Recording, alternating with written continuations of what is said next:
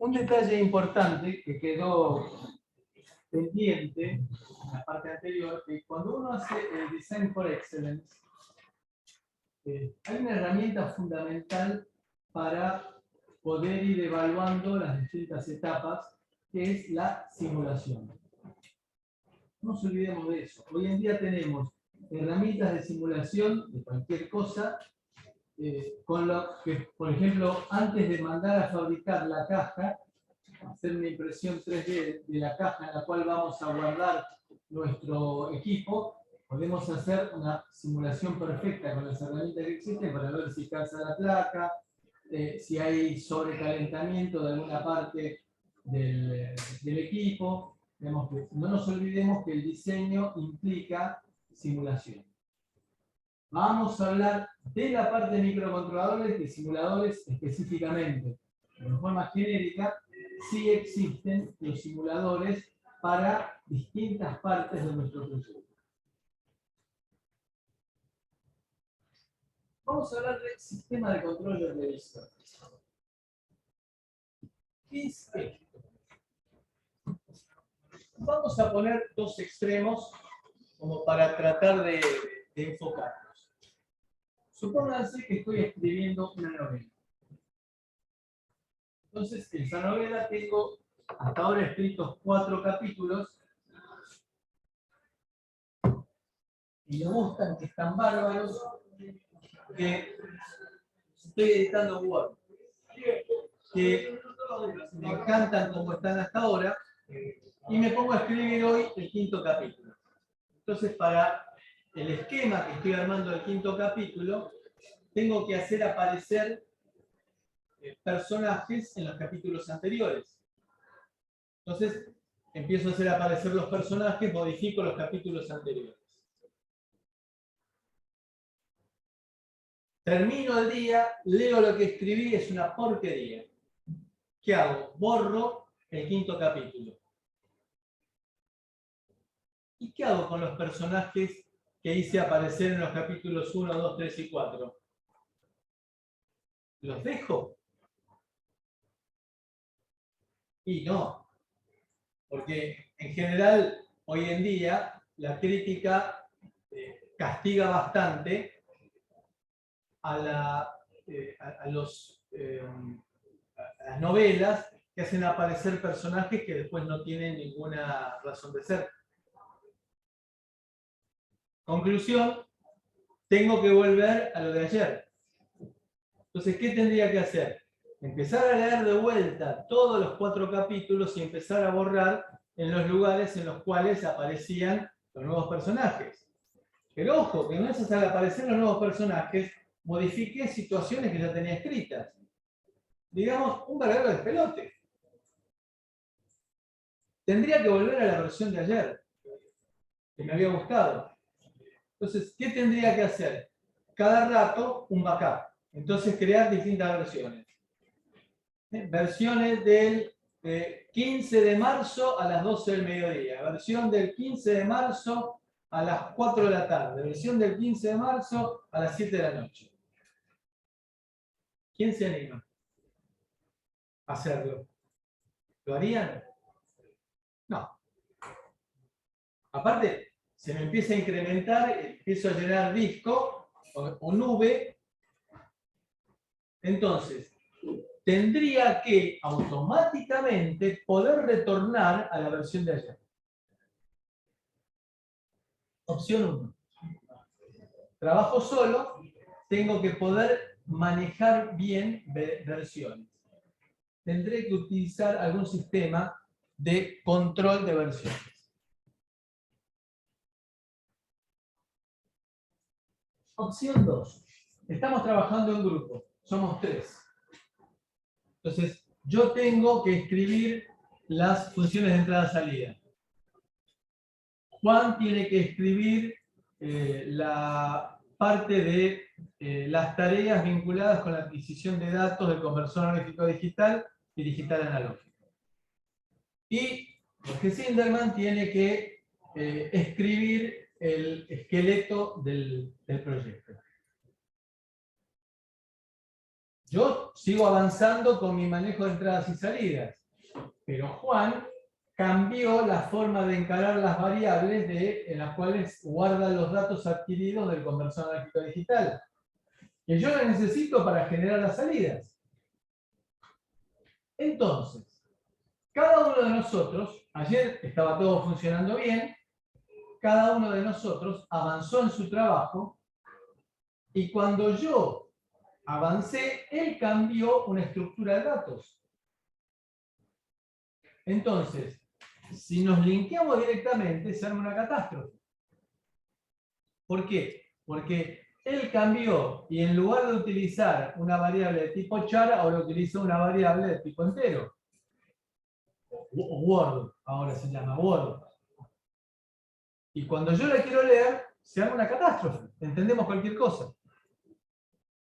Entonces, sería bueno que hubiera un sistema que me diga, pará. Vos, antes de poder usar la variable de él, fíjate que él creó una nueva versión. Entonces, me va a impedir a mí compilar y linkear si no me adecuo a lo que él escribió. Entonces me va a saltar un error, me va a impedir. Es piola eso.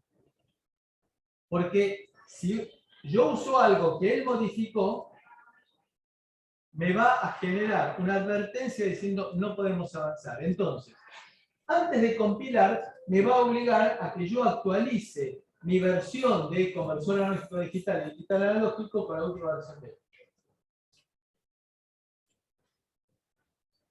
Eso significa que vamos a crear una nueva versión. Y que quede todo documentado de manera que pueda dar marcha atrás. Si vemos que este camino que encaramos, este branch, esta rama que estamos encarando no funciona, yo puedo volver para atrás. Ese es nuestro objetivo con el sistema de control de revisiones. Y que va a ser nuestra primera parte práctica ya la semana que viene. ¿Querés darle algunas directivas con respecto a lo que tienen que instalar?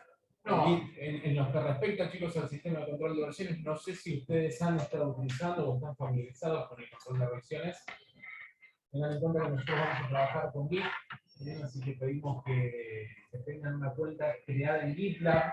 GitLab básicamente es una página de repositorios en donde uno puede crearse su cuenta en forma gratuita. Así que sería fenomenal que ya tengan creada su cuenta en GitLab. Insisto, esto es gratuito, no tiene ningún cargo adicional, nada por el estilo. Generan ahí la cuenta y después vemos de vincular el GitLab con el entorno Linux. Es decir, después les voy a pasar el link. Pueden descargar una versión de acuerdo con el sistema operativo que tengan. Hay versión para Linux, para Mac OS X, con todo el instructivo de cómo instalarlo. En el caso de Mac OS X es medio tortuoso, en el caso de Linux y de Windows es más fácil, pero está toda la guía de cómo instalarlo y poder trabajar en el entorno que ustedes estén utilizando habitualmente. Un comentario respecto a la instalación. nosotros lo vamos a ver en clase, la forma en la que nosotros lo vamos a encargar es embeberlo como un plugin dentro de nuestra arquitectura de trabajo. No es que vamos a trabajar el GitLab en paralelo con otros software distintos, sino que dentro de nuestro entorno, nuestro IDE, le embebemos un plugin que es el de GitLab. Y eso se puede hacer prácticamente en todo el software que ustedes imaginan. Así que podemos, inclusive con el LibreOffice, se puede llegar a hacer como para que uno pueda estar escribiendo y guardar de manera de automáticamente tener guardado en el repositorio, como para poder dar marcha atrás cuando hay algo que no les gusta. Bien, entonces, proyecto muy usuario, puedo llegar a tener control de cambios montado sobre Office. Después voy a poder trabajar en redes, puedo trabajar en forma local, en forma internacional, con distintos niveles, es decir, en forma localizada, centralizada, distribuida. Puedo trabajar yo solo, puedo tener mi propia copia de trabajo en mi computadora, puedo trabajar en grupo con 3, puedo trabajar ese grupo con 3 con una empresa multinacional que trabaje con India y con Irlanda. Es decir, que tengo todas esas alternativas. Digamos, es una herramienta seria y profesional. Si ustedes se fijan, hay muchos software de tipo, en general de tipo libre, que los manda directamente a un repositorio para descargar información. De esa manera garantiza que sea información actualizada. ¿Puede ser que esto no lo haya mandado? ¿Cómo? Que esta diapositiva no la haya mandado. ¿La haya mandado? No la haya mandado. No la haya mandado. Sí, seguro que no la mandé. No, seguro que no la mandé porque es el tipo de cosas que se modifican, se adecuan al curso. Perfecto. Mañana a la mañana lo va a tener. Bueno, decíamos, se puede trabajar en redes, puedo hacer backup, y después ahí aparecen dos cosas, fork y merge. Nosotros lo vamos a llamar también un poco distinto, pero fork es tenedor. Entonces, ¿qué significa? ¿Cuál es el sentido que le dan ustedes al tenedor? Perdón, no es el momento para hablar del tema, pero ¿cuál es la interpretación que se le da al tenedor? Que se abre. La bifurcación. Ramas. Y merge es la inversa, unir. Entonces, es una herramienta de software que nos permite gerenciar, manejar en forma simple y eficiente versiones. Entonces, por ejemplo, en sus proyectos, ustedes van a trabajar con un repositorio al cual nosotros podemos tener acceso. Digamos, algo así como un campus virtual, pero de proyectos. Es decir, yo en el campus virtual puedo llegar a saber a qué hora entraron ustedes, cuánto tiempo estuvieron. Bueno, eso también se puede saber a través de las herramientas de gerenciamiento de versiones. Entonces, puedo saber que esta función la escribió Juan Pasigalupo y la subió el 16 de marzo del 2022 a las 21:45. Y de esa manera, claro, no puede subirlo cualquiera con cualquier nombre. Con lo cual se puede hacer un muy buen seguimiento del desarrollo de un proyecto. Esto se utiliza, por ejemplo, en las empresas que trabajan por objetivos y no por horario, no de 8 a 16, sino que por objetivos, entonces de esa manera se puede saber quién está trabajando y quién no.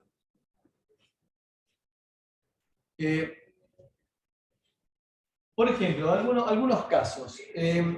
Estamos trabajando con un archivo, empieza a andar algo mal, entonces, sin tener el VCS, el Version Control System, sistema de control de versiones, tengo que ir guardando periódicamente versiones completas. Es un problemón. Con el VCS significa poder rebobinar.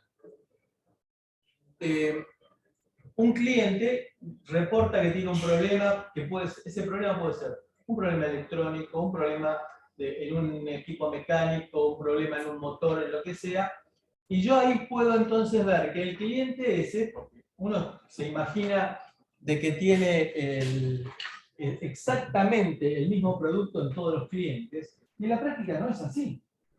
Porque si yo estoy haciendo equipo para el agro, resulta que este equipo de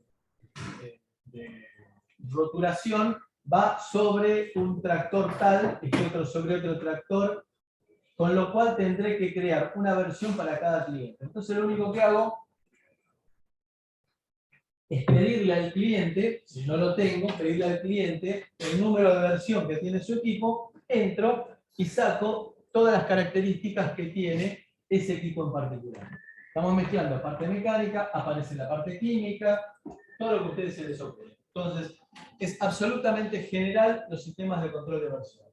Y el Git en particular es muy particular, muy general y es ampliamente utilizado. No es el único, pero es el más utilizado en nuestro país. Hay que fabricar una pieza cualquiera y no sabemos cuál es la versión vigente del plano. ¿Cuántas veces pasa que tenemos un montón de planos y no sabemos cuál es la versión de lo que tiene el cliente? Bien, esta es una forma. Se hizo modificaciones de un archivo y no sé si el cliente tiene la última versión actualizada de lo que estuvimos trabajando.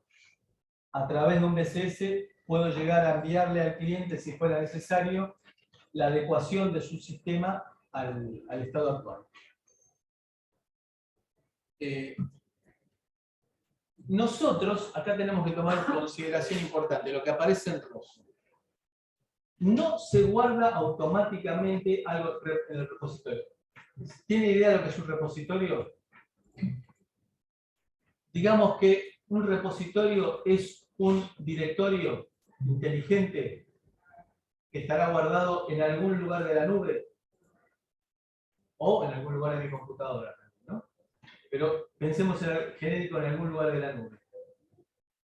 Con lo cual, entonces, cuando yo estoy seguro de lo que está funcionando, ahí guardo en la nube. Guardo una nueva versión. Con, importante recordarlo, que si es necesario puedo dar marcha atrás. Es decir, abro un nuevo camino, agregando prestaciones a lo que tenía escrito ayer, pero nada me impide, si no funciona, volver para atrás. Eso es lo importante para destacar. Puedo hacer inclusive después un seguimiento de cómo ha ido evolucionando el proyecto. E ir sacando imágenes de cada una de las fotos que tenemos en la película. El proyecto es una película y puedo ir sacando fotos de cada uno de los puntos. Entonces, los usuarios tienen que decidir en qué momento y qué es lo que quieren guardar. Hay algunos archivos que serán estables, otros archivos que serán modificados, y eso lo voy marcando que los quiero ir guardando. Habitualmente se llaman a los archivos que están versionados, que están guardándose como versiones, archivos versionados. Dije que de todos los archivos que yo tengo, hay algunos que son los que me interesa guardar las modificaciones, otros no. Bueno, esos que me interesa guardar las modificaciones se llaman versionados. Voy a tener en mi computadora una copia de trabajo, se llama working copy. ¿Por qué? Porque no necesariamente tendré que estar conectado permanentemente a Internet. Entonces, yo tengo una copia de trabajo propia, trabajaré sobre eso, y en el momento en el cual quiera difundir mi copia de trabajo, se verificarán si existen inconsistencias con lo que han ido trabajando durante estos días los distintos integrantes del grupo. Es decir, me voy a trabajar al medio del campo que no tengo internet, trabajo cómodo, hago las pruebas sobre la máquina agrícola, y cuando vuelvo, entonces transmito, quiero enviar el producto de mi trabajo, me dice, guarda, Juan y Jorge estuvieron cambiando archivos. Entonces, tendré que sincronizar mi copia de trabajo con lo que han ido elaborando los demás integrantes del grupo.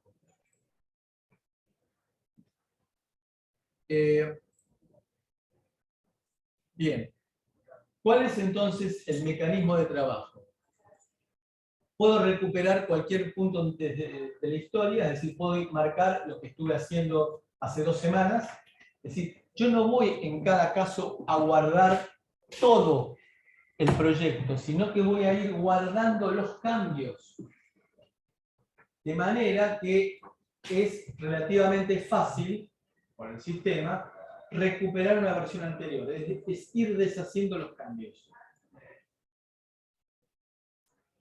Hay algunos mímicos que son realmente muy simpáticos que van mostrando, algunos demos que van mostrando cómo se va sacando lo que uno va a ir escribiendo y se va reacomodando todo el texto como si fuera un dibujo animado pasado al revés.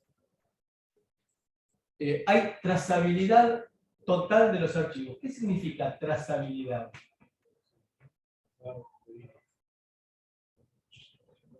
¿Cómo? Poder saber lo que se código.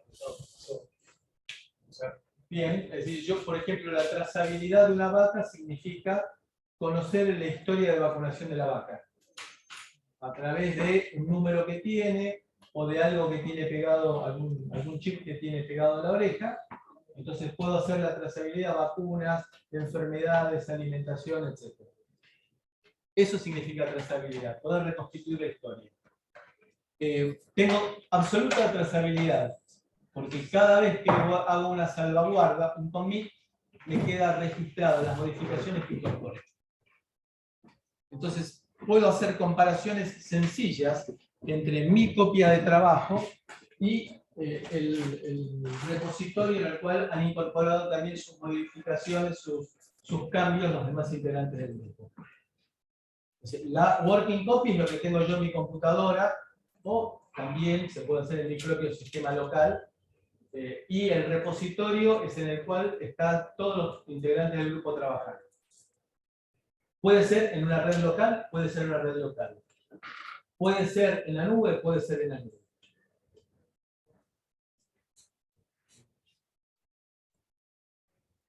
Entonces, acá por ejemplo tenemos un repositorio en el cual están trabajando Juan, Laura, Pedro, Diego y Fernando. Con lo cual, el repositorio, en este caso lo estamos proponiendo que sea un repositorio local. Puede ser en la red local, puede ser en la nube. Vamos a ver con qué lo diferenciamos. Tendremos opciones de import y export, y tendremos también la posibilidad de... hay todo un sistema de generación, de identificación de cada una de las versiones del repositorio. Cada vez que alguien modifica algo, cambiamos algo al repositorio y se genera un número hash, que es un número único e irrepetible. Con lo cual, si yo modifico algo en forma de sabotaje en algún archivo, automáticamente se cambia el hash y se detecta que hubo una modificación no documentada. Cada vez que guardo algo en forma legal, se me cambia ese número identificatorio. Cuando hago alguna modificación ilegal, sabotaje, cambió un contenido y el número identificatorio es distinto, se detecta un error. Es como si cambio un byte cuando estoy comunicándome con el banco, para el home banking, si cambio algo me salta un error. Acá es algo similar. Los niveles de seguridad que se trabaja son similares a los de a niveles de seguridad de alta encriptación. Arrancamos con un repositorio, proyecto nuevo, repositorio vacío. Entonces, la foto está en blanco. ¿Cómo arranco trabajando? De varias maneras, de dos maneras básicas. La primera es, arranco de cero y empiezo escribiendo yo todo, desde cero. La segunda es importar, clonar un repositorio que sea el esqueleto de lo que quiero hacer.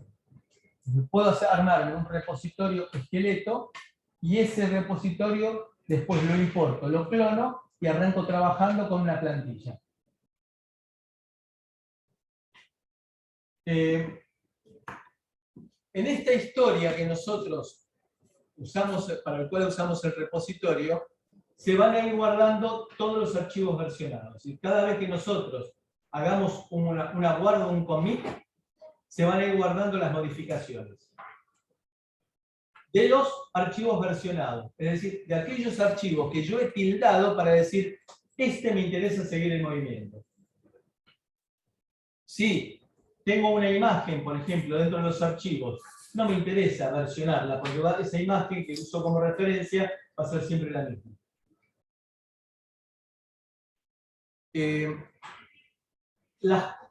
No se guardan las copias enteras, salvo la primera vez, cuando tengo el repositorio vacío, en ese momento se guarda completo el archivo que se quiere después versionar. A partir de ahí se irán incorporando las modificaciones, variaciones diferenciales.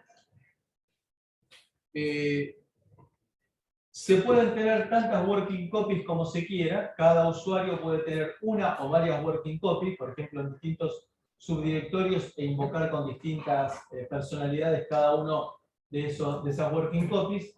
Lo importante es que cada vez que yo quiera ponerme de acuerdo con los demás integrantes, tendré que sincronizar con el repositorio general. Las copias de trabajo, la working copy es una subcarpeta en que está toda la información necesaria para trabajar yo. Entonces, hago una working copy trayendo la última versión de todos mis integrantes de trabajo. Yo trabajo en mi parte y luego la pondré a disposición y veré si hay incongruencias. Y vamos a ver cómo se solucionan esas incongruencias. Entonces, el checkout es la forma, bueno, la working copy tiene un número de revisión que indica el estado del repositorio. Hacemos operaciones de update y de commit. Update es traer a la working copy el estado del repositorio, es decir, los trabajos que hicieron mis colegas. El commit es enviar al repositorio los cambios que tenga mi working copy. Ahora bien, el commit trabajan con un único repositorio general. Entonces, lo que me va a exigir el sistema de gerenciamiento de versiones, cualquiera, es que estar de acuerdo las distintas versiones de mi working copy con lo que está en el repositorio. Es decir, si yo tengo una versión vieja del archivo del cual está trabajando, del subproyecto que está trabajando Juan, me va a saltar un grito diciéndome acá hay algo que no funciona. ¿Cómo lo soluciono? ¿Cómo lo resuelvo? Hay dos maneras de hacerlo. Una, por medio de herramientas, que son las que me permiten, herramientas automáticas, que habitualmente no son gratuitas, que me permiten mezclar las dos versiones y sabiendo con algún criterio seleccionar una u otra versión. Pedacitos de una u otra versión. Y la otra es hacerlo a mano. Es decir, una es, por ejemplo, si hay un archivo que estamos trabajando los dos, cosa que no es recomendable hacer, si trabajamos con el concepto de keys, acá ya tenemos un buen ejemplo de que nos conviene que Juan trabaje en su propio conjunto de archivos, yo trabaje en mi propio conjunto de archivos, que tengamos que haber creado una interfaz en el conjunto de archivos escrita, no hablada, escrita, y que entonces cada uno trabaja en su propia versión y después cuando uno hace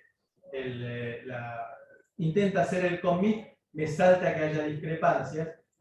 Ahora el tema es cuando hicimos las cosas mal y estamos trabajando los dos sobre un mismo archivo, me van a aparecer la versión que yo tengo de mi archivo, la versión que está en el repositorio, y yo voy a tener que a mano estar copiando y cortando de un lado para el otro. No es recomendable.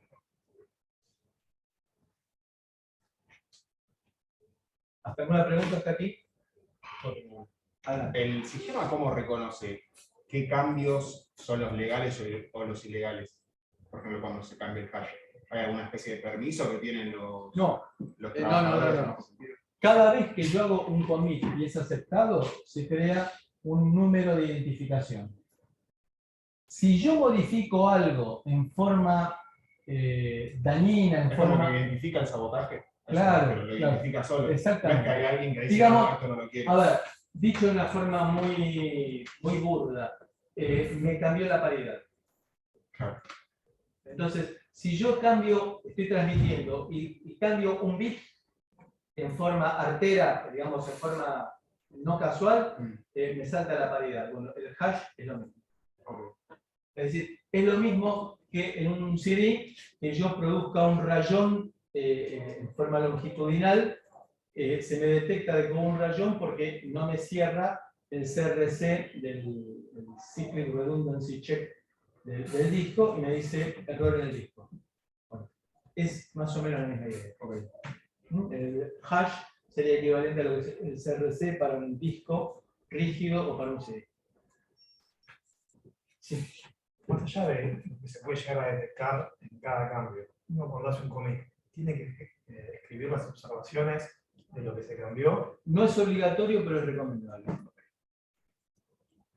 Lo vamos. Habíamos acordado que tenía que preguntarlo en un ratito. Se adelantó. Sería como las notas de la versión. Sí.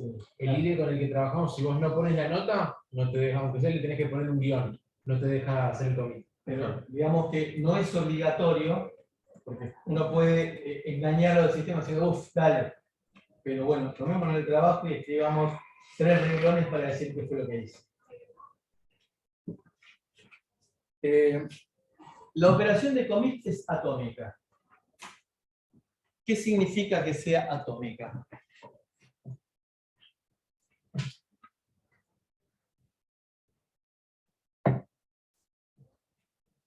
¿Hay algo más pequeño que el átomo? No me empiecen con las subpartículas. No me tiren abajo la teoría, por favor. Está prohibido eso. Átomo es indivisible. Entonces, ¿qué quiere significar esto? Que el commit ¿se hace o no se hace? No se hace un poquito, no se hace 0,5. Es decir, ¿qué significa?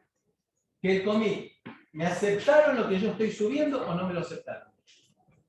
No, me aceptaron un pedacito del archivo y otro pedacito no. Eso es lo que quiere significar la operación commit es atómica. ¿Se hace o fracasa? Punto. Nunca se deja el repositorio en un estado incierto, es decir, más o menos. Puede darse 4 casos. El repositorio está en el mismo estado que mi working copy. Bárbaro, todo para adelante, sale con flecha. En el repositorio cambiaron archivos que yo no modifiqué. Entonces, yo tendré que, en mi working copy, actualizar los archivos que fueron modificados en el repositorio. Tercera opción. En el repositorio cambiaron archivos que yo modifiqué, pero hubo cambios integrales. Mi working copy, cambios integrales significa cambios aceptados. Mi working copy incorpora esos cambios. Así que en los archivos hubo otros cambios que yo los incorporo a la working copy. Si no son integrables o si fueron conflictivos, mi working copy queda en estado conflictivo y hay que solucionar los conflictos. ¿Y cómo se solucionan los conflictos? De varias maneras. Una de ellas es en forma automática con una aplicación y la otra forma es a mano. Ahora, cuando son archivos ejecutables, les regalo integrarlos a mano. Si es un binario, ¿cómo hago para integrarlo? Si es un archivo de texto, es decir, código, lo puedo integrar. ¿Por qué? Porque si me abre la pantalla, tengo un pedacito del archivo 1, otro pedacito del archivo 1', y empiezo a comparar y copio esto para acá y esto para acá. Pero si es un binario, son estos. Entonces, todo esto es válido cuando estoy trabajando con código o con una herramienta que sea, con datos que sean entendibles por el ser humano. Ahora bien, ¿qué yo integre mis modificaciones en el repositorio, que actualice mi working copy, no significa que lo que estoy haciendo funcione. Lo que hice es simplemente un formulismo. Es decir, ¿quién me garantiza? Vayamos a algo conocido. Escribí código. Me quedó muy lindo, indenté, puse llavecita, todo lineado. ¿Quién me garantiza, primero, que lo compile y no tenga errores? Y segundo, que haga lo que yo quiero que haga. Entonces, antes de validar una versión, tengo que tomarme el trabajo en mi working copy, aunque sea de compilarlo y de ejecutarlo. Y después recién mandarlo al repositorio.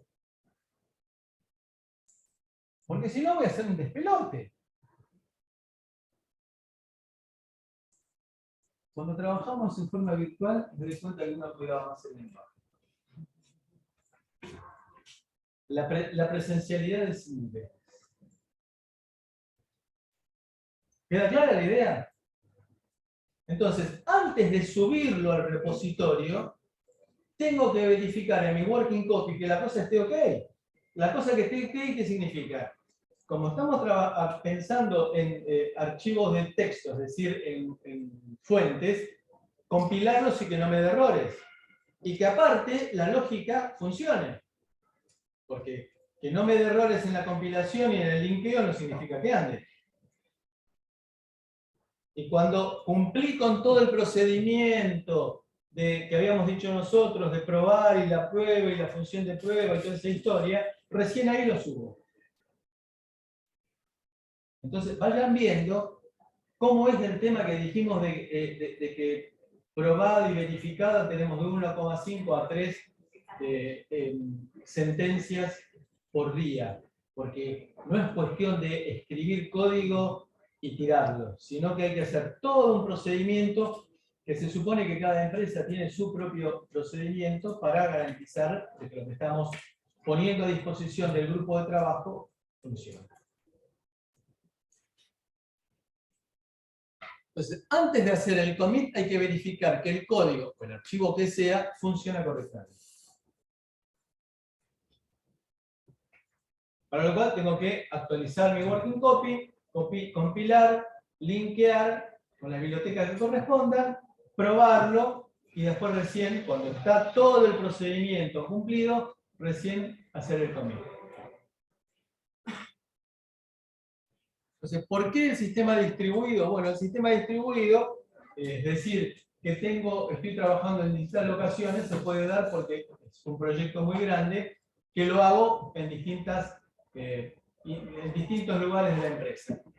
Entonces, ahí tengo un repositorio de la gente que está trabajando en la Argentina en un pedacito del proyecto, otro repositorio en Irlanda, otro repositorio en la India. Y después, cuando se produce la concentración de todo en un repositorio central. De vuelta, KISS.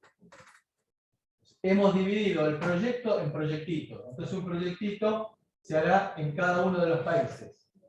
Y después cada uno de esos países tendrá su propio repositorio y cuando está funcionando, el país se sube al repositorio central. Eso es un sistema distribuido. Evidentemente, acá es necesario contar con Internet. Ayer me enteré de cuál es el caño que tiene la Universidad de San Martín. 500 megas para toda la universidad. El caño de Internet. Bueno, por ejemplo, acá tenemos nuestro repo local, el que está en el recuadro, entonces ahí hacemos commit y update, y después para enviarlo al repositorio internacional tenemos push y pull. Entonces trabajo solo, entonces arranco, Julio empieza, hace una versión A1, luego le incorpora más cosas, una versión A2, A3, y luego ahí tenemos Juan, Laura y Pedro, cada uno va trabajando en su pedacito, Y llega un momento en el cual Pedro le transfiere lo que estuvo trabajando, es decir, B1, es decir, esta versión se la transfiere a Juan. Entonces, Juan sigue trabajando, le agrega A3 y luego une, es decir, acá lo que hicimos nosotros fue creamos un branch, una rama, y acá lo unimos. Esto se llama merge. Entonces acá hicimos un branch, creamos una rama importando lo que estuvo haciendo Pedro, hacemos un merge, tenemos la versión A3. Ahora Laura está trabajando, sigue trabajando, y ahora le manda Pedro también su B1 a Laura. Laura sigue trabajando, y ahora Laura crea, importando de Juan, importa ahora todo el trabajo de Juan, y luego continúa y hace su propio merge. Fíjense, que ahí ya tenemos la cosa un poquito más complicada, porque hay una versión que hizo Pedro, que la tiene Juan, se la transfiere a Laura. No se la transfirió Pedro.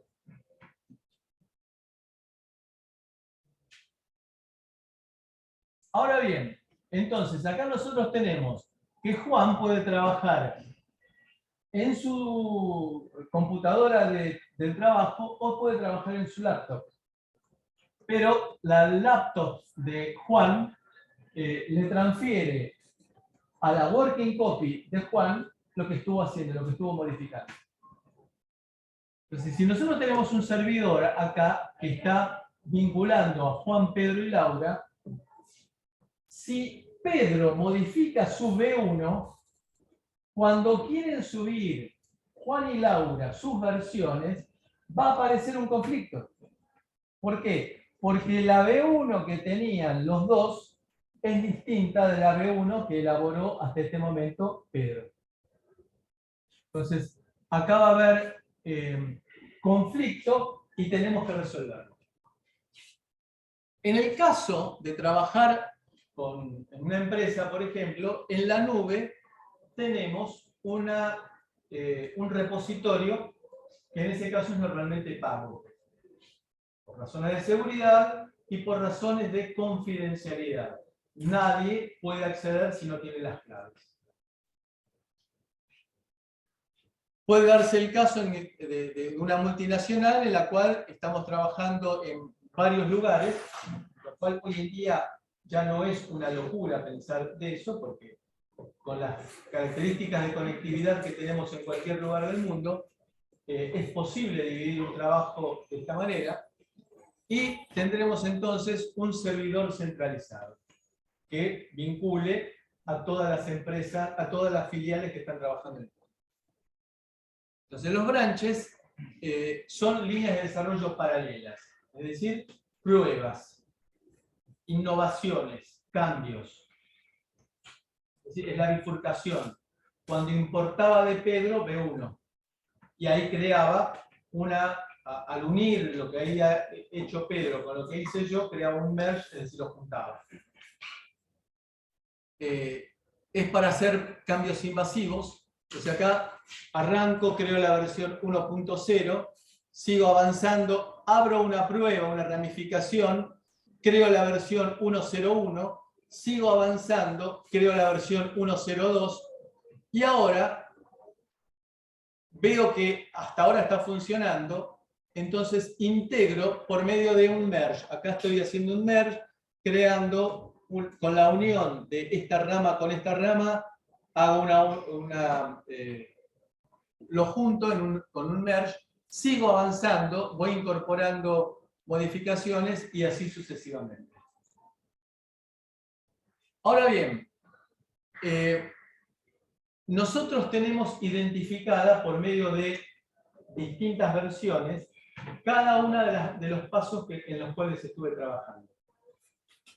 Cada vez que avanzaba en el proyecto creaba una nueva etapa. Entonces, ¿qué es lo que me contiene cada esa nueva etapa dentro del repositorio? La fecha quién fue el usuario que produjo cada una de las modificaciones que haya, mensaje del cambio. Pues esto es lo que decimos que es recomendable, si bien es opcional, es recomendable que nos tomemos unos minutos de tiempo como para documentar el cambio. ¿Qué fue lo que incorporamos? Porque es más fácil después hacer el seguimiento y el mantenimiento. La diferencia que hay con el primer padre dentro del repositorio. Se calcula la identificación del cambio del chainset. El chainset es la fotografía de todo el proyecto en ese momento, haciendo un hash, un SHA, que es un número que se genera con un cierto algoritmo que genera un número que es único e irrepetible. Modificar un bit de todo el chainset, de toda la fotografía, me significaría que me saltaría un error en la identificación. Digamos que con esto lo que estoy es bloqueando la posibilidad de sabotaje. Es imposible inyectar código. A ver si queda claro. Inyectar código significa meter a presión un cambio. Si meto a presión un cambio, tengo que cambiar, generar una nueva versión.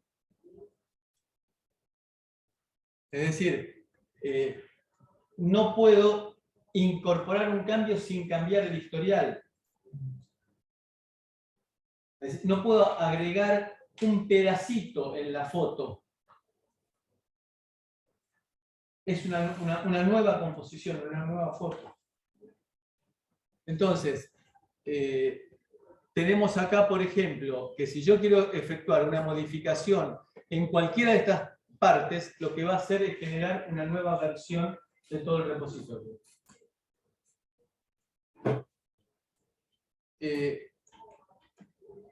Si nosotros generamos una nueva versión, nos genera un número identificatorio único e irrepetible. Cambiar algún elemento en el chainset significa cambiar la historia, con lo cual cambia el código de identificación. Nosotros no podemos cambiar la historia. Se da en la vida real eso también. Lo que podemos sí es crear una nueva historia. Es decir, si yo hice A, B, C, D, E, si quiero cambiar C, D, E, no puedo en la misma historia. Tendré que crear C', D', D'. Y esa es una nueva historia. ¿A qué voy con esto que parece filosófico? A que no puedo modificar partes del repositorio sin modificar el conjunto, garantizando de esa manera la integridad de todo el proyecto. Entonces, puedo adoptar C', D', y no tener en cuenta la parte anterior. Pero es una nueva historia. ¿Está bien? Aparte, puedo usarlo. Fíjense que esta es algo que no se nos ocurre en principio. Puedo usarlo para detectar bugs.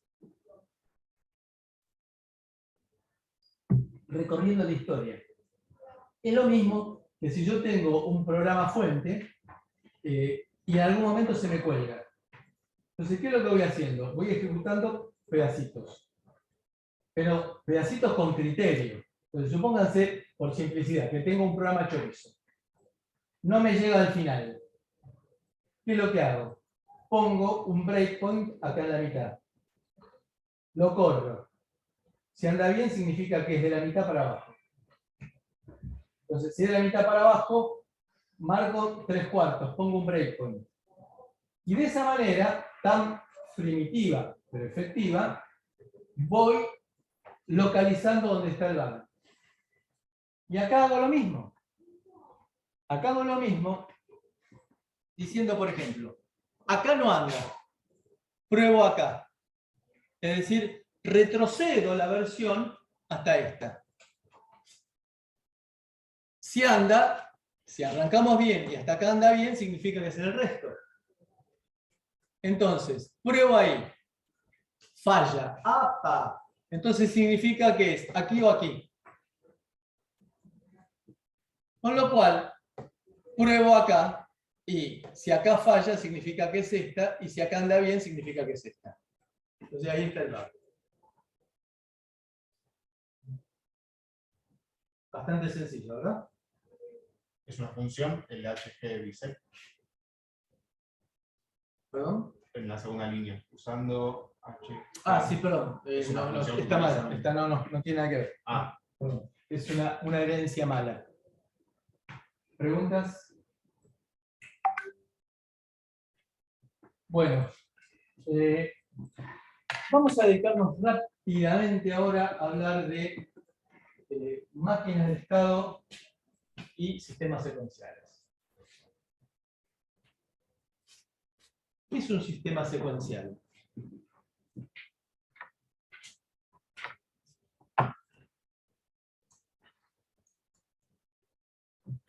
Vamos más para atrás. ¿Qué es un sistema combinacional? Un sistema que depende de las entradas. ¿Perdón? Un sistema que depende, la salida depende de las entradas. Ah, las salidas dependen de las entradas. ¿Solamente de las entradas? Creo que sí. Solamente de las entradas. Bien. Sí, digamos que es un sistema en el cual las salidas dependen exclusivamente de las entradas. Por supuesto que tendremos tiempos de propagación y todo ese tipo de cosas, pero depende solamente de las entradas. ¿Y un sistema secuencial?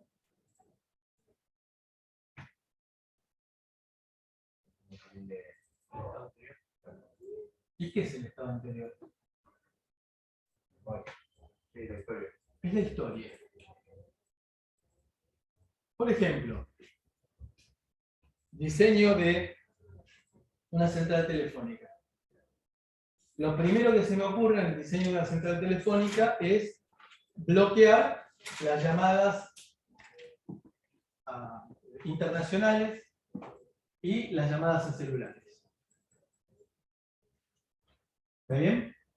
¿Qué significa eso? En la práctica, ¿qué significa? ¿Cómo hago para bloquear las llamadas internacionales? Cuando marca cierta característica, no. 00. Internacionales, 00. ¿Sí? Y para bloquear celulares, 15. bien. O No, ¿por qué 11? 11 es los llamados a celulares de celulares. Si llamo a un teléfono fijo, es 15. ¿Sí? ¿Está bien? Conclusión, nadie se puede comunicar con la Universidad de San Martín. ¿Cuál es el número de teléfono de la Universidad de San Martín?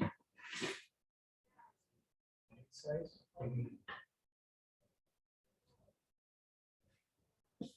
Según lo que yo dije hasta ahora, nadie se puede comunicar con la Universidad de San Martín.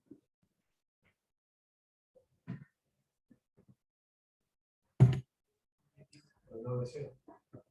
Por el 0 y por el 15. al inicio. Ah, faltaba un detalle. Es decir, que no importa solamente los valores de entrada, sino en qué momento. Entonces, para definir las variables, para determinar las variables de salida, depende de las entradas y de la historia.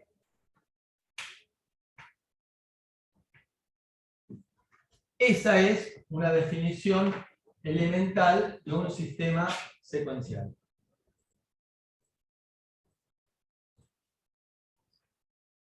Con lo cual, ahí me empieza a aparecer el concepto de memoria, me empiezan a aparecer los flip-flops y todo ese tipo de registros y todo ese tipo de cosas. Bien, entonces, vamos a hablar un poco. La agenda es hacer una introducción, el estado del arte, problemática general, y vamos a ver algunos casos de criterios de diseño. el state machine o máquinas de estado finitas tiene un montón de nombres distintos y hay varios modelos distintos.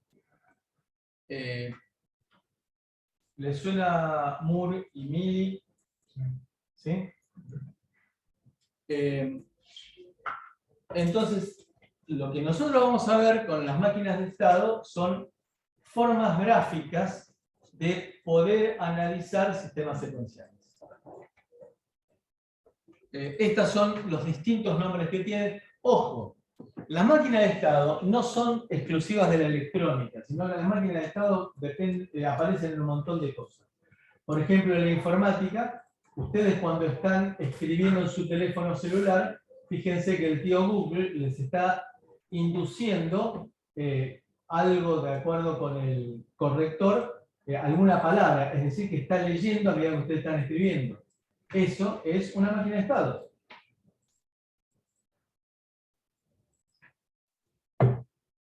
Las máquinas de estado aparecen en la industria, como por ejemplo cuando dijo antes Juan, el sistema de secuenciación para que no todos los motores se le activaran simultáneamente. Entonces, acá aparece con distintos nombres, por ejemplo los informáticos lo llaman autómatas, autómatas finitos. Tiene un montón de áreas en las cuales se puede llegar a utilizar. Entonces, es un modelo que nos permite predecir el comportamiento de un sistema. Es un modelo matemático.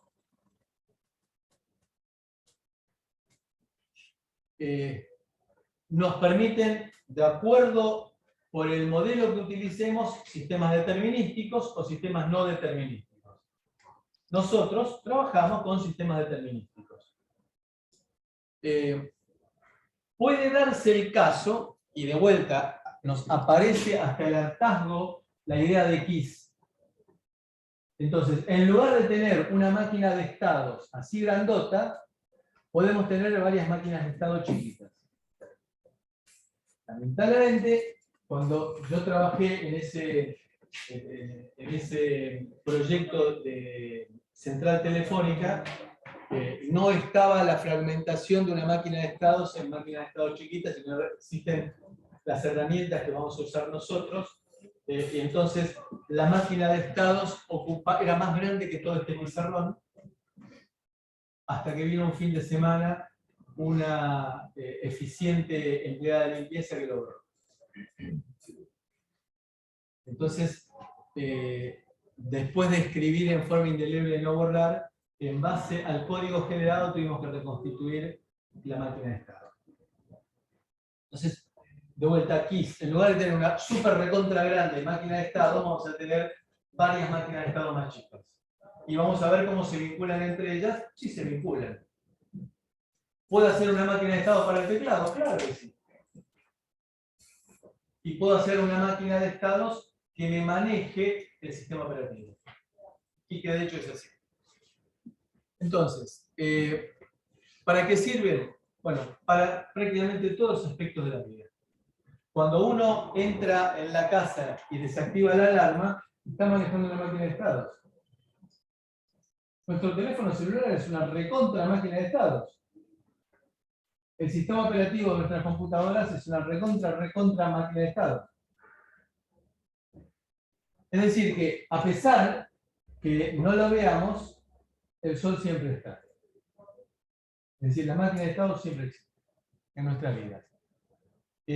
Nos permiten hacer un montón de cosas, entre ellas facilitar el análisis y la simulación, e inclusive generar los códigos directamente.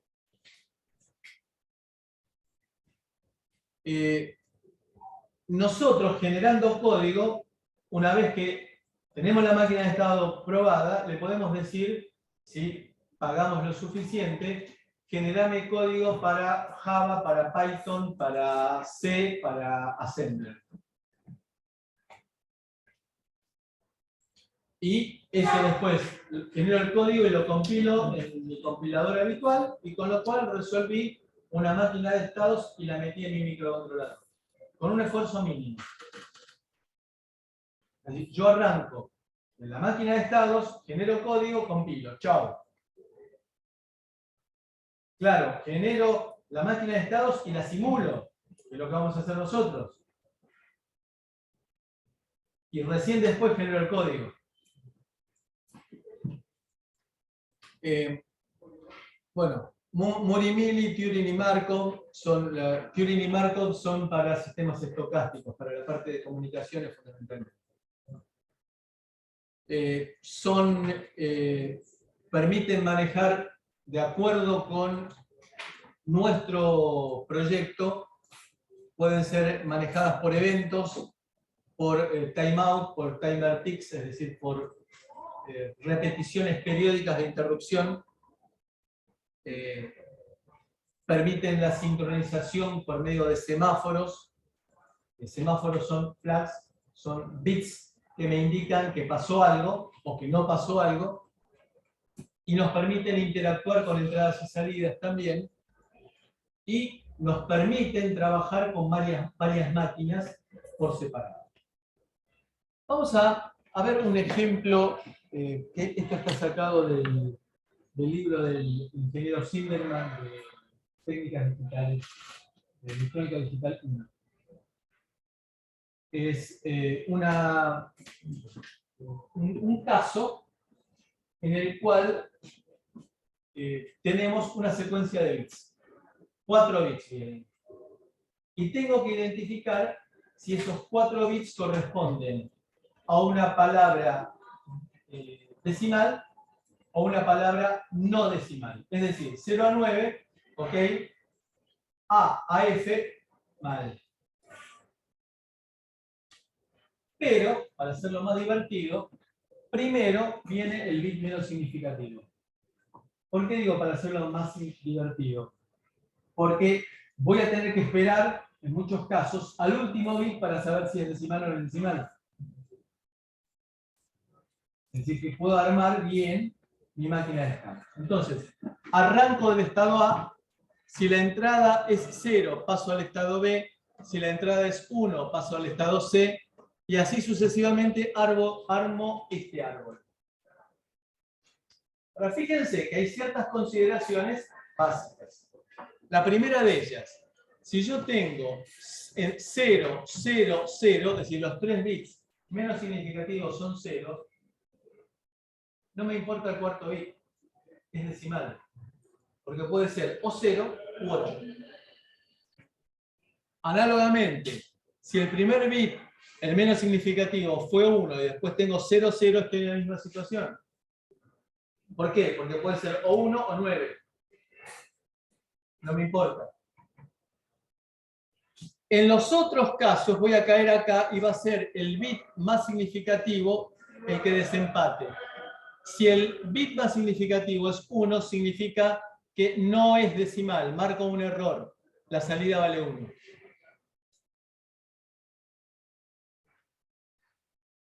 Fíjense que por medio de este diagrama de estados hemos explicado todo el proyecto. El proyecto es detectar cuando una palabra recibida no es decimal. Bien, ¿cuál es el paso siguiente? El diagrama de estados para nosotros, seres humanos, nos resulta bárbaro porque interpretamos el funcionamiento fácil.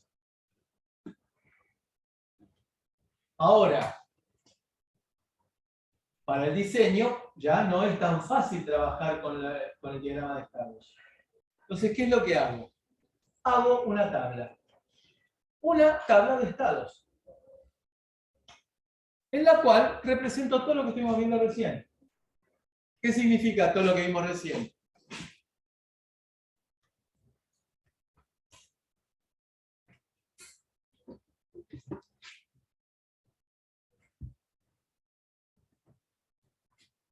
Bueno, se emperró.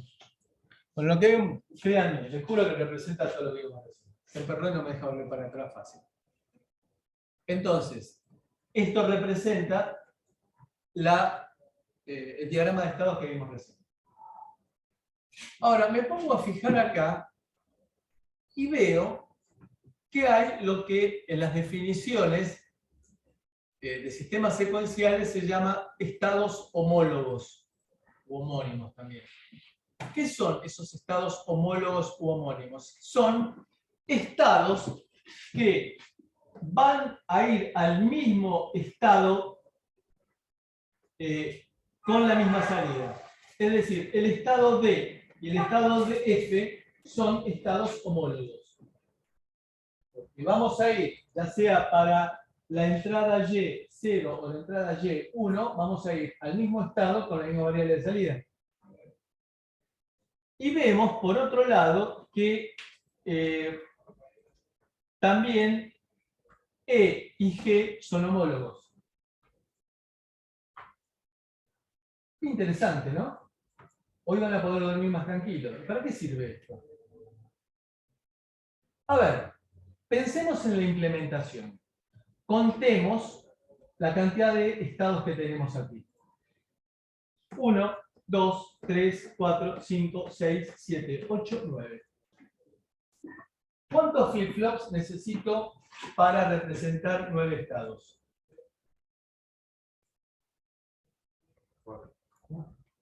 4.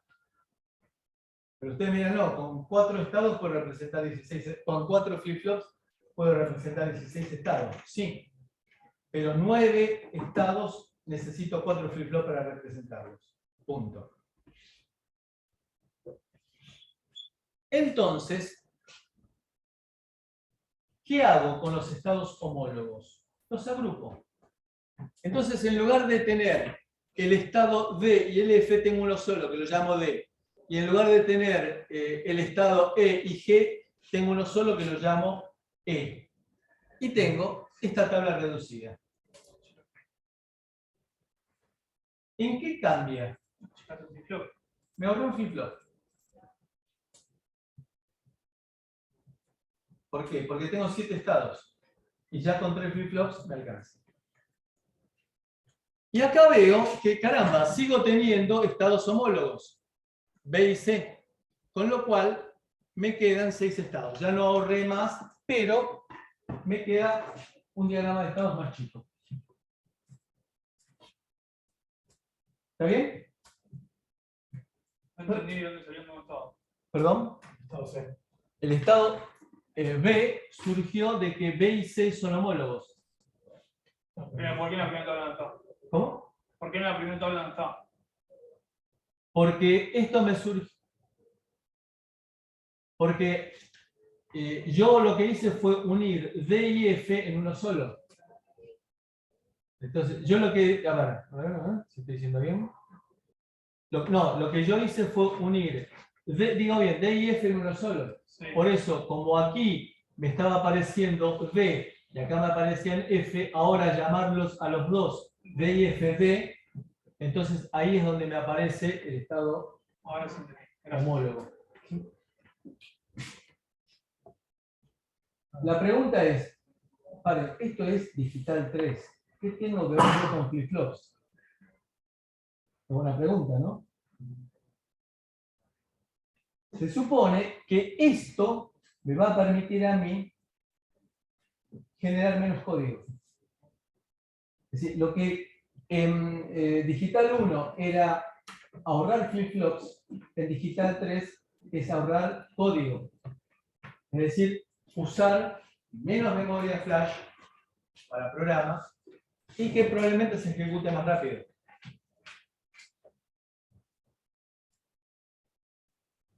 Bueno, después, ese es el concepto que tenemos que quedarnos. ¿Nosotros vamos a usar esto? Sí. ¿Para qué? Para minimizar código. Al tener una tabla de estados pequeña, más pequeña, voy a usar menos memoria para ejecutarla. Bueno, después la historia viene que este es el diagrama de estado final que me queda. Fíjense que está más reducido, más fácil de entender. Y después el proceso sería hacer una asignación de estados a las letras, es decir, de valores, que no necesariamente tiene que ser binario creciente, sino que hay una asignación de acuerdo con criterios para achicar la cantidad de componentes. Luego utilizo flip-flops JK para implementarlo, porque tiene un montón de estados don't care que me conviene. No se excede a nosotros. Lo menciono porque es lo que dice la bibliografía que hay uno que tiene que poner. Entonces, uso flip-flop JK, hago los mapas de Carnot para minimizar y me quedan las expresiones y me queda un circuito en el cual me aparecen las compuertas y los flip-flops y todas esas cosas. Punto. Esto último, olvídenselo, no es nuestro objetivo. Nuestro objetivo es que yo tengo métodos de minimización de máquinas de estado. Bien. Vamos a ver ahora nosotros, vayamos a nuestro universo, a nuestro mundo en el cual trabajamos con código.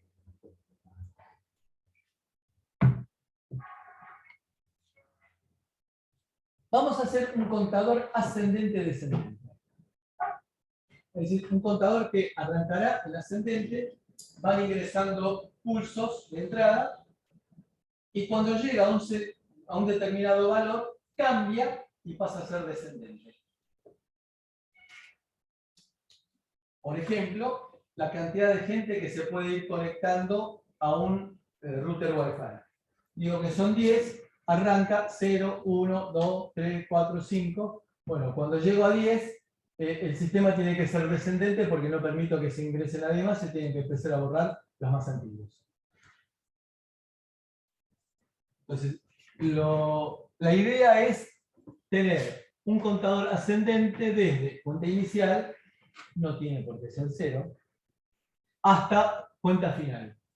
Y después descendente de cuenta final a cuenta inicial. E itera. Es decir, se la pasa dando vueltas.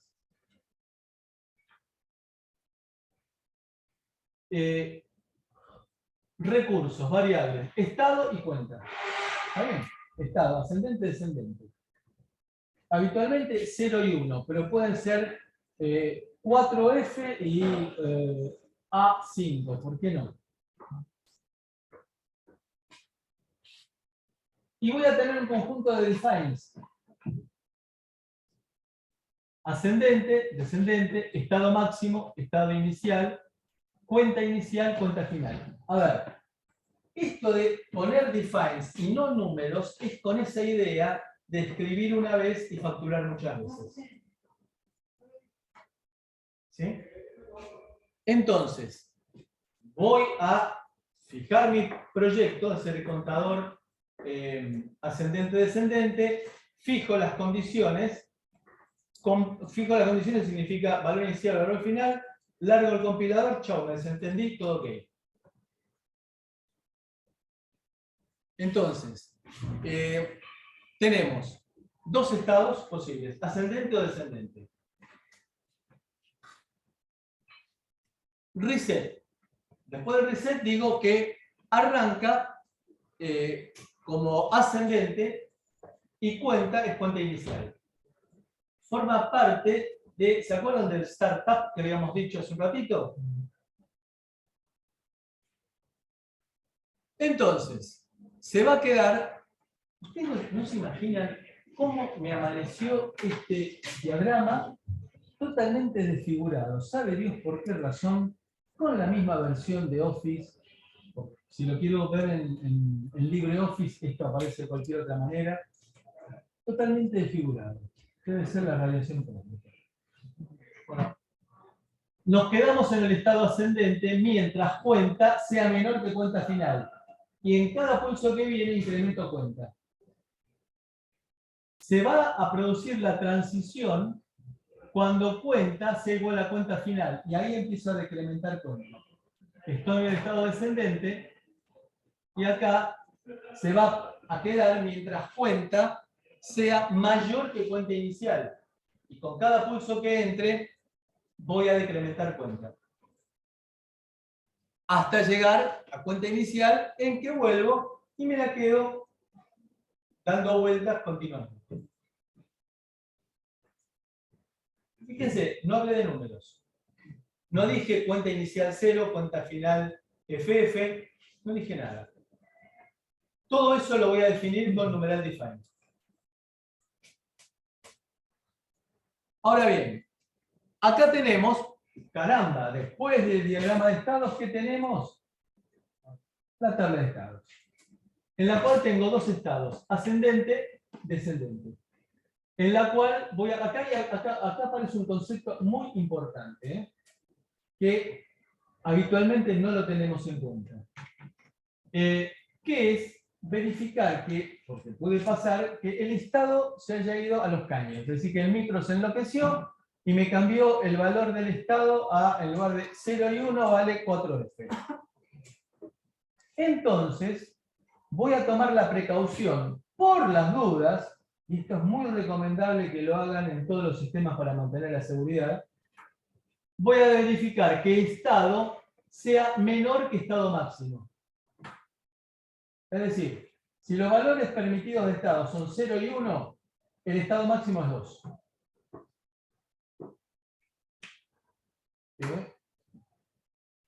Es 2. Entonces, verifico que estado sea menor que estado máximo.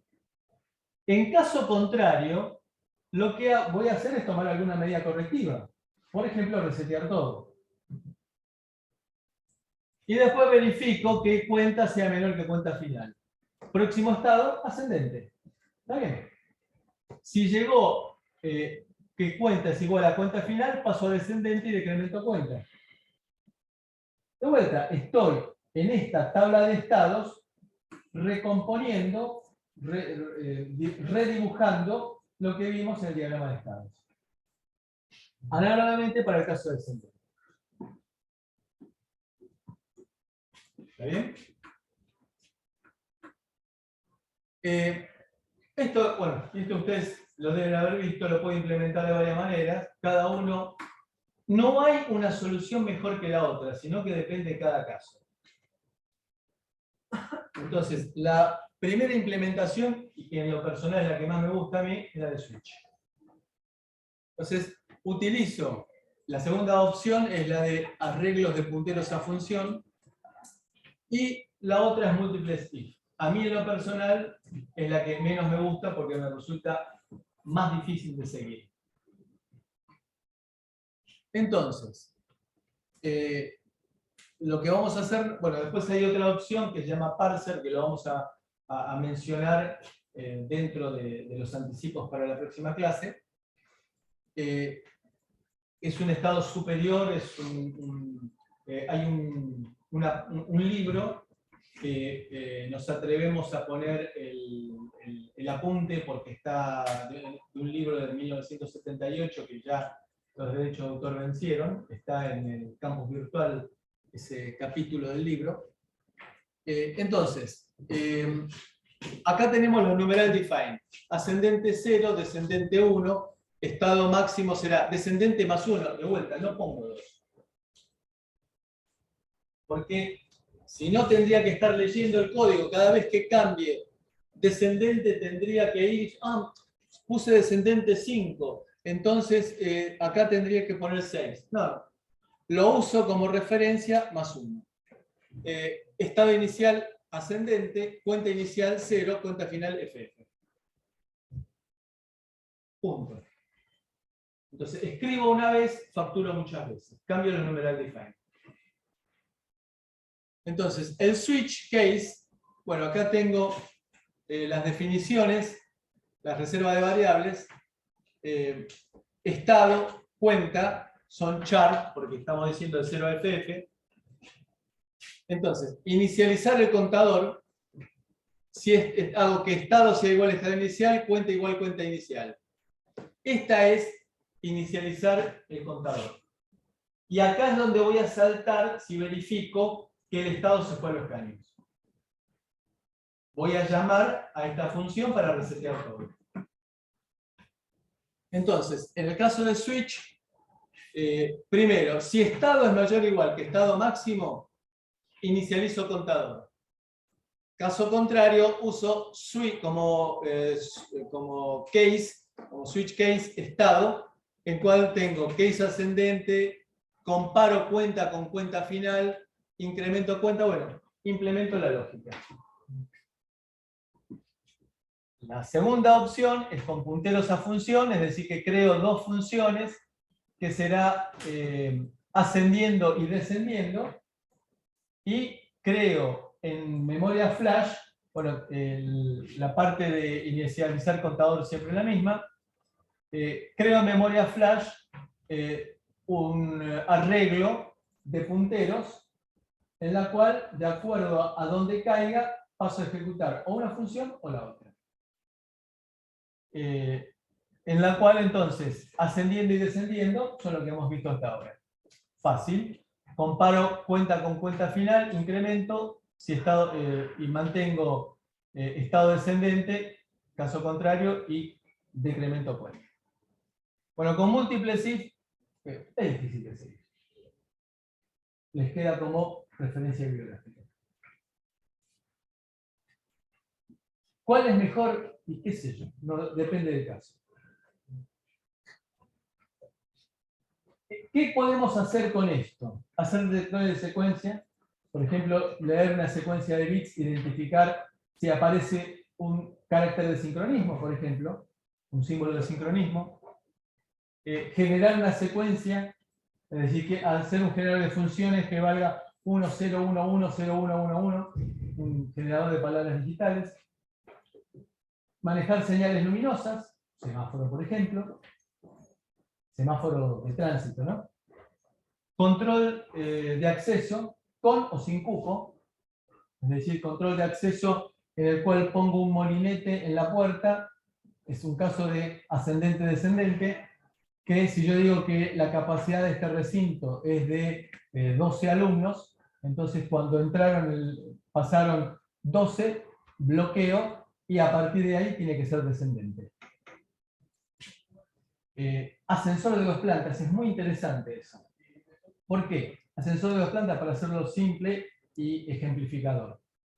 Si el ascensor está en la planta baja y yo estoy en la planta baja y oprimo el pulsador del pasillo, ¿qué tiene que hacer? Abre la puerta. El motor del ascensor no se mueve. Si el ascensor está en el primer piso, ¿qué tengo que hacer? Si la puerta está cerrada, bajar. Si la puerta está cerrada, bajar. Caso contrario, cerrar la puerta y bajar. Y análogamente para el primer piso. Y ahí tengo otra máquina de estados, que es lo que pasa dentro del ascensor. ¿Y a quién se le da prioridad? ¿A la máquina de estados de adentro del ascensor o a la máquina de estados del pasillo? A la de adentro del ascensor. Es un lindo ejemplo ese. ¿Dudas? Huyan. Gracias.